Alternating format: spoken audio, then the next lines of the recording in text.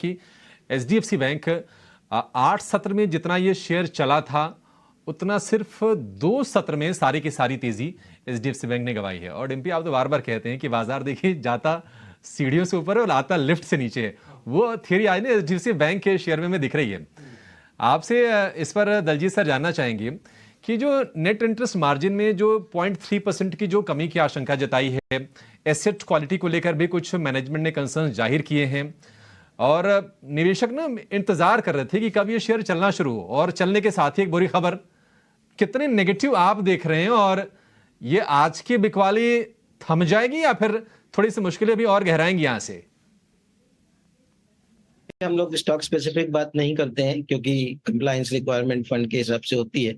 But ये stock हमारे fund में नहीं है, तो वो एक डिस्क्लोजर हो गया और इसलिए हम इस पे अपना व्यू दे सकते हैं। एक व्यू के तौर पे बता रहे हैं कि हमारा मानना ये, देखिए आप ये समझिए कि ये इंडिया का सबसे बड़ा बैंक है। इसमें जो मर्जर हुआ है वो सबसे बड़ी हाउसिंग फाइनेंस कंपनी का मर्जर हुआ है। तो नेचुरल बात है कि कुछ समय तक टीथिंग प्रॉब्लम रहेगी। कुछ समय तक बड़ा साइज, इतने बड़े जब बेहमत आपस में मर्ज होते हैं तो बहुत सारी चीजें टेक्निकलिटीज की वजह से नंबर्स में, रेशियोज में थोड़ा ऊपर नीचे होगा। तो वो हमें मान के ही चलना चाहिए। और मुझे लगता है कि अगले 3 महीने या और 2 क्वार्टर 6 महीने मैक्सिमम, ये सब जो बेस इफेक्ट, मर्जर का इफेक्ट, ये सब जो है वो खत्म हो जाएगा। तो फिर उसके बाद आप समझिए कि एक जो रिजल्टेंट कंपनी निकलेगी वो कितनी बड़ी होगी और उसको चैलेंज करने वाली कितनी कंपनियां इंडिया में, क्या वर्ल्ड में कितनी होंगी।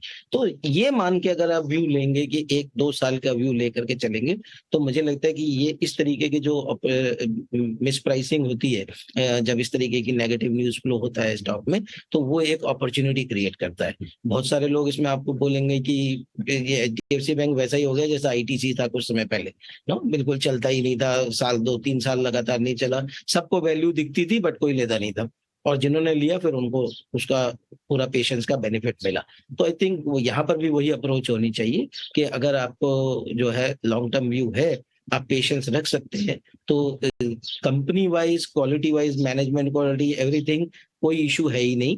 ये सब टेक्निकलिटीज हैं। अभी 3.2, 3.25, 3.3, अगर 10-20 basis point, of course number बड़ा होगा बिकॉज साइज बड़ा है, बट ये समझना चाहिए कि ये सिर्फ इस वजह से हो रहा है बिकॉज उनका साइज ही बहुत बड़ा है।